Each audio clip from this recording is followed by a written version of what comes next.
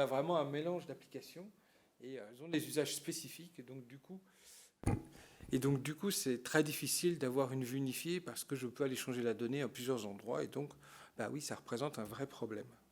On a beaucoup d'applications métiers dans notre cas. On a beaucoup d'applications métiers qui n'ont pas de support LDAP parce qu'elles ont été écrites il y a trop longtemps, parce que ça n'a pas été fait correctement, parce qu'elles ont été développées dans la maison et que plus personne ne sait comment elles fonctionnent, mais elles sont super importantes et donc il faut continuer à les maintenir, mais on ne sait pas comment les gérer et les raccorder au reste. Et évidemment, on a des applications dédiées à des catégories d'utilisateurs. Dans l'éducation, typiquement, on a les externes, les vacataires, les chercheurs, tous les gens qui sont hors du SI. Donc c'est vrai qu'on a souvent des problématiques de gestion d'applications diverses et variées qui ne sont pas connectées au SI, qu'on doit les gérer d'une autre façon. Et évidemment, le dernier morceau qui aujourd'hui est super important, quasiment aucune de ces applications n'ont de web service, donc c'est relativement compliqué d'aller piocher des données dedans et d'aller les mettre ailleurs. Et le dernier problème, c'est qu'aujourd'hui, on essaye d'avoir des données fiables et récentes, et surtout, on essaie de donner accès à toute une série d'acteurs qui n'avaient pas accès. Avant, la gestion des identités était un silo géré par les administrateurs. Aujourd'hui, la RH, l'hôtesse du desk d'accueil, le helpdesk, tout le monde a besoin d'avoir accès aux données qui sont dedans. Mais malheureusement, les applicatifs ne sont pas faits pour. Et si on donne les applicatifs qu'on voit aujourd'hui à une hôtesse de desk d'accueil ou à la RH, on est certain qu'ils vont s'enfuir en courant. Parce que oui, les couleurs mauve sur bleu avec des grandes lignes, bah, c'est pas terrible pour quelqu'un qui n'est pas informaticien. Il va s'enfuir en courant très vite. Donc on a vraiment tout ça. On a le problème des actions manuelles, hein. Les processus s'arrêtent parce que Monsieur X doit aller cliquer dans l'application là-bas pour rentrer une donnée pour que la suite du process puisse se faire. Donc on a vraiment toutes ces problématiques. Et effectivement, ben, comme moi je vois souvent, des applications intermédiaires pour gérer tel ou tel attribut. Parce qu'un beau jour, on a eu besoin de l'attribut X, on s'est dit, tiens, j'ai une application de badge, pourquoi j'y mettrais pas le numéro de bibliothèque? Parce que, bon, elle est là, autant l'utiliser. Et donc du coup, on se retrouve effectivement avec des applications. Ah non, celle-là, on ne peut pas la bouger parce qu'en fait, il y a un attribut utile et on ne peut pas y toucher. Donc il faut d'abord migrer ça avant de pouvoir enlever l'application. Donc voilà, c'est le gag de la photo manuelle qu'on dépose pour faire un badge.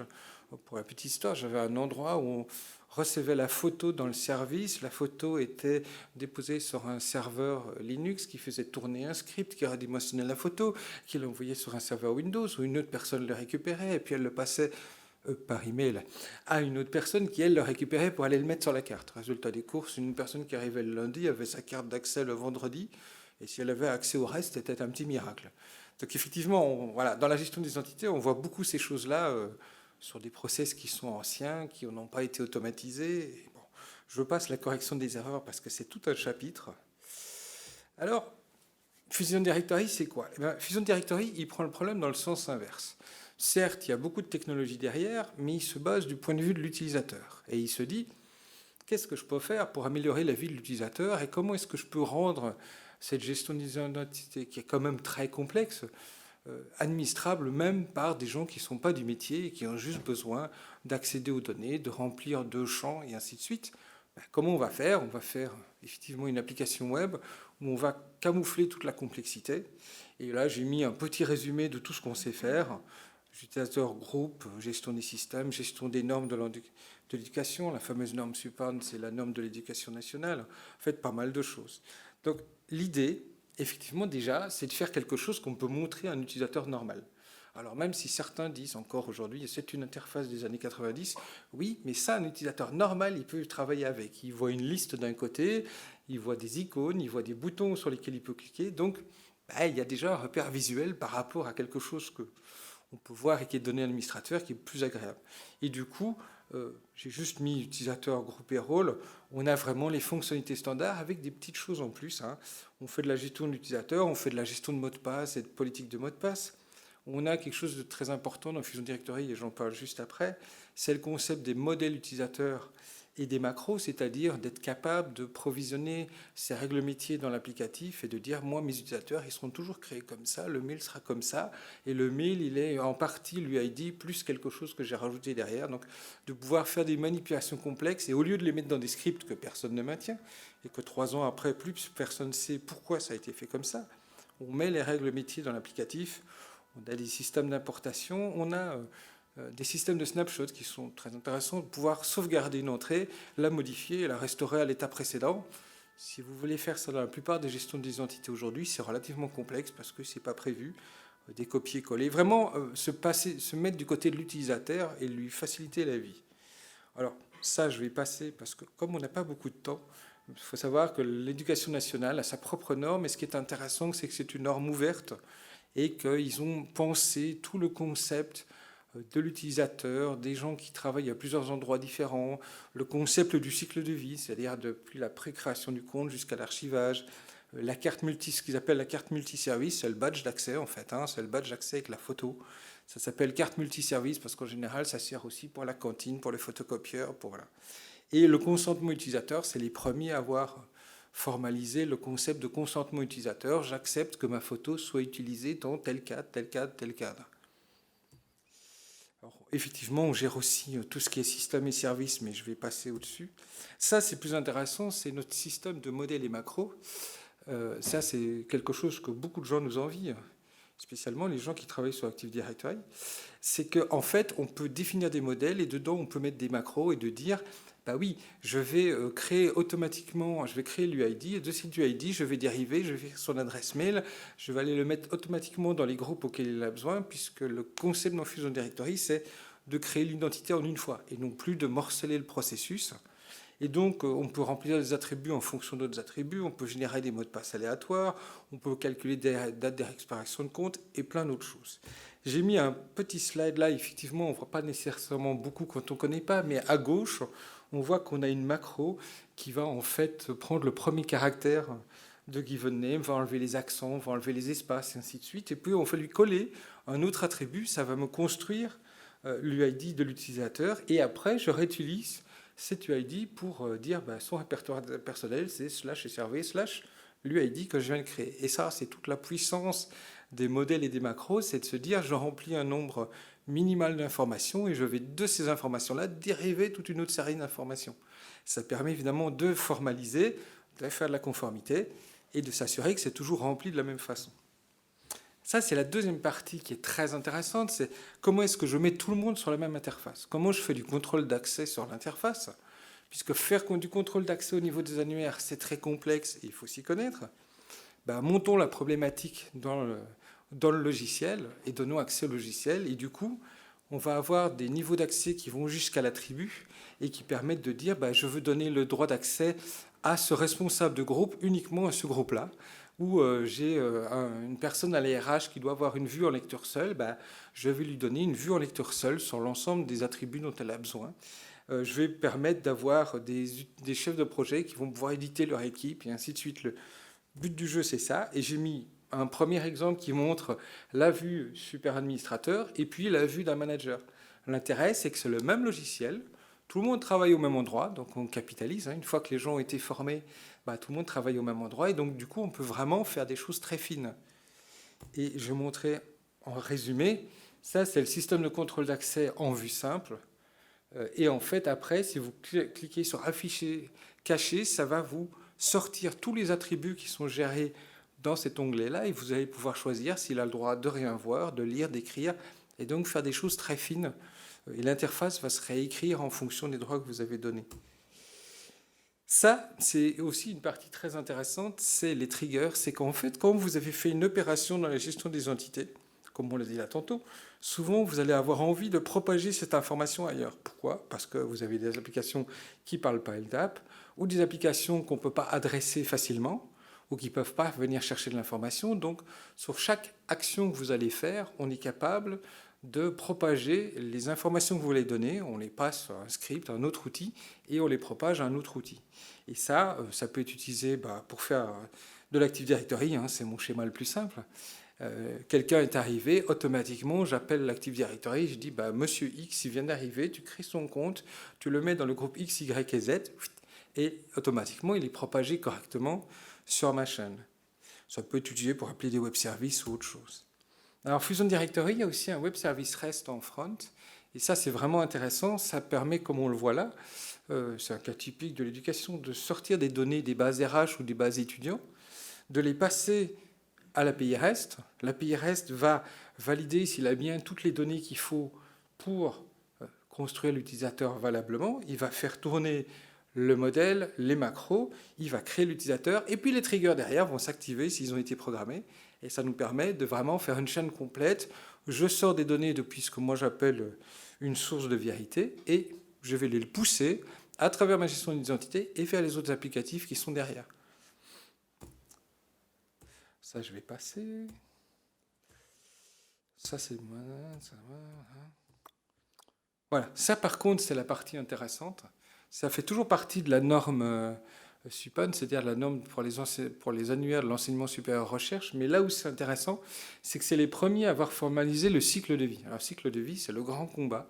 C'est-à-dire, on sait quand l'utilisateur a été créé, on sait quand il a été mis à jour, mais il n'y a jamais rien qui est prévu pour la sortie de l'utilisateur, pour l'archivage, pour la désactivation pour des raisons techniques, administratives ou autres. Et c'est les premiers à avoir formalisé ça sous format de ressources, ce qui veut dire qu'en fait, le compte est séparé de la ressource mail, est séparé de la ressource VPN et ainsi de suite. Et chaque ressource peut avoir des statuts différents et des dates de début et de fin différents. Ça permet vraiment de faire des choses très fines.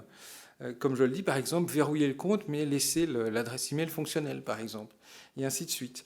Et c'est vraiment très intéressant, et je le montre juste pour ça. C'est un concept de ressources où on voit très bien, on a une ressource, un statut, un sous-statut qu'on peut avoir, et on a une date de début, une date de fin. Et ça permet vraiment, ça c'est une chose qui est très mal gérée, peu importe ce qu'on voit, c'est le cycle de vie, comment je fais pour avoir un process qui me permet de dire cette personne-là, ça a été désactivé administrativement à telle date, cette personne-là est en sursis, du genre je dois prolonger le compte de 3 mois, ben, on a vraiment un endroit où on peut stocker ça et on peut suivre l'information.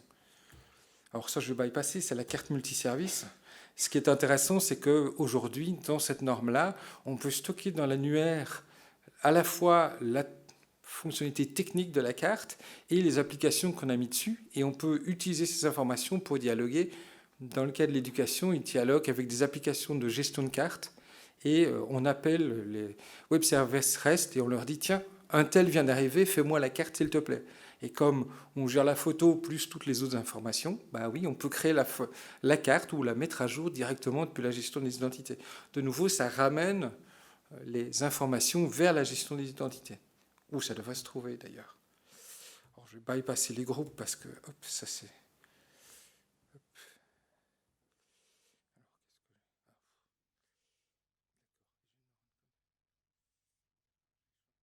Moi, je vais changer de slide. Hop. Comme j'ai pas beaucoup de temps, je vais me permettre... Hop.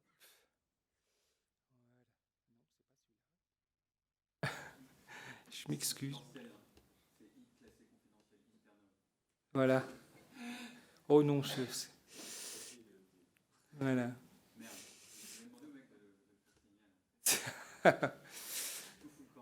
Ah ouais, tout fout le camp. Oups là. C'est l'open source, ça. Ah oui, oui, oui. Voilà. C'est ce que j'étais occupé à parler. Voilà. Donc, ça, c'est ce dont on parlait à l'instant. Et c'est vraiment toute la gestion du cycle de vie. Et on arrive à la partie intéressante. Pourquoi moi j'ai appelé ça l'ego de la gestion des identités? Ben, tout simplement parce que, ça on a vu, je vais le bypasser. Tac, tac, tac. Voilà, c'est ça qui m'intéresse. Donc, effectivement, l'intérêt dans ce genre d'outil, c'est d'avoir une API. Donc en fait, au lieu de créer les choses soi-même, oui, ça va, j'ai le temps. Au lieu de créer les choses soi-même, on utilise l'application. Et l'application a sa propre API qui permet de créer des plugins, donc qui permet justement de rajouter des fonctionnalités dont vous aurez besoin dans l'application. Et ce qui est intéressant, c'est que du coup, ça vous permet de bénéficier de toutes les fonctionnalités. Et les plugins permettent de faire énormément de choses. On stocke des utilisateurs, des groupes, des clés SSH, des systèmes, du DNS, du HCP, enfin tout ce qu'on peut imaginer aujourd'hui. Et là où ça devient intéressant, c'est le web service REST. Alors, typiquement pour les techniciens, c'est de l'OpenAPI, hein, c'est vraiment la norme utilisée par IBM, HP et tous les autres. L'intérêt de ça, c'est qu'effectivement, il y a une norme, il y a un fichier de description, et de ce fichier de description, on peut comprendre comment le web service fonctionne. Et le web service est normalisé pour faire du LDAP. Donc il correspond à notre logiciel, mais en même temps il parle LDAP, puis on le voit très bien. Le premier permet de récupérer un login, le deuxième de récupérer l'UID number et le troisième de changer l'UID number. Donc l'intérêt de l'API REST, c'est qu'on va faire toutes les interactions non pas en passant par l'annuaire, mais de passer les interactions directement à travers Fusion Directory qui lui va faire la conformité et tout le reste. Et je passe au cas concret parce que c'est ce qui nous intéresse le plus, vu le temps qui nous reste. Donc, je vais montrer quelques cas concrets du plus simple au plus évolué pour montrer un peu qu'est-ce qu'on fait et pourquoi on le fait et pourquoi c'est intéressant de faire comme ça. Alors ça, c'est un cas très simple. C'est en fait, Salux, c'est une société en Belgique, c'est le fabricant numéro 1 des boules de bière au monde. C'est une petite usine perdue au fin fond de la Wallonie, mais ils sont numéro 1. Dès que vous jouez au billard, vous êtes sûr que les boules viennent de ces gens-là, en fait, qui sont, voilà. Et c'est intéressant parce qu'ils devaient faire de la synchro vers du Samba 4. Pour ceux qui ne savent pas, Samba 4, c'est l'équivalent d'un Active Directory, mais en libre. Et donc, du coup, même problématique, comment est-ce que je gère ça de manière efficace? En fait, de nouveau, c'est Fusion Directory qui est utilisé. Eux, ils utilisent l'interface. Ils créent les utilisateurs, ils créent les groupes, et on a les fameux triggers dont je parlais, qui vont appeler un autre outil qui s'appelle LSC, qui est un moteur de synchronisation, qui va pousser les données vers Samba 4. Et donc, du coup, on a à nouveau le même genre de schéma. Alors, on a l'université de Namur. Ça, c'est intéressant parce que ça montre ce qu'on fait quand on a un ou des Active Directory et de l'Office 365. Voilà. Typiquement, c'est le même principe, sauf que là, on passe par les web services. Là, on est vraiment dans... Je vais chercher des données, je passe à travers les web services, je crée mon identité, et puis je dis à Active Directory, coucou, j'ai des gens qui viennent d'arriver, s'il te plaît, crée-les-moi. Et ce qui est intéressant, c'est les deux qui sont en dessous. C'est-à-dire qu'on synchronise les mots de passe avec des vieux AD dont plus personne ne sait comment ils marchent. Mais au moins, les mots de passe sont synchronisés. Et le cas en décal les plus intéressant, c'est Télécom Sud Paris, qu'on a refait entièrement il y a 2 ans. Et là, on a vraiment une complexité. On a les personnels, on a 4 autres databases qui se baladent. Et donc, on rassemble tout, on fait de la synchro, du contrôle d'accès, on crée la fameuse carte multiservice, le cycle de vie, les mails des utilisateurs et tout le reste. Et ça, c'est surtout intéressant, c'est ce que je disais sur les badges d'accès. Avant, c'était les logiciels de contrôle de badges qui avaient toutes les infos. Maintenant, c'est la gestion des entités qui les a. Et comme on le voit, il dépose la photo. Fusion Directory va aller pousser à travers l'API REST de l'application de gestion de carte la carte. Et l'API de gestion de carte nous renvoie le numéro de série. Comme ça, on a toute l'info directement dans la gestion des entités. Et je passe vite là-dessus. Le dernier challenge qui reste, un des derniers challenges qui reste dans ce champ d'applicatif, c'est de gérer des workflows sur mesure. Et donc, du coup, tous les Okta, les OneLogin et compagnie ont des connecteurs spécifiques pour tel et tel et tel applicatif. C'est très bien, ça fonctionne bien, mais sauf que dans la plupart des cas, vous allez vous retrouver devant des besoins qui sont complètement différents. Et donc, on a décidé de travailler sur ça et de faire quelque chose sur mesure. Donc, on a implémenté, c'est en cours de développement, presque terminé, un workflow sur mesure avec un système de gestion de tâches. Et puis, sur ce système de gestion de tâches, coller d'autres définitions de tâches, donc pour ne pas être limité à seulement une chose. Et pour vous montrer, ça, c'est les derniers développements. Et on voit bien, j'ai des tâches mail qui ont généré des sous-tâches, où j'ai carrément à quand ça doit être exécuté, vers qui, est-ce qu'elles ont été exécutées, et ainsi de suite. Et comme on peut le voir, c'est vraiment un système modulaire. Voilà, j'ai fait au plus vite. Est-ce qu'il y a des questions? Merci du timing parfait, Benoît. Merci. Désolé pour la pression, je trouve que 20 minutes, c'est pas assez. Mais bon. Oui, on fait avec. Ouais. Y a-t-il des questions? Pour les ressources. Très important.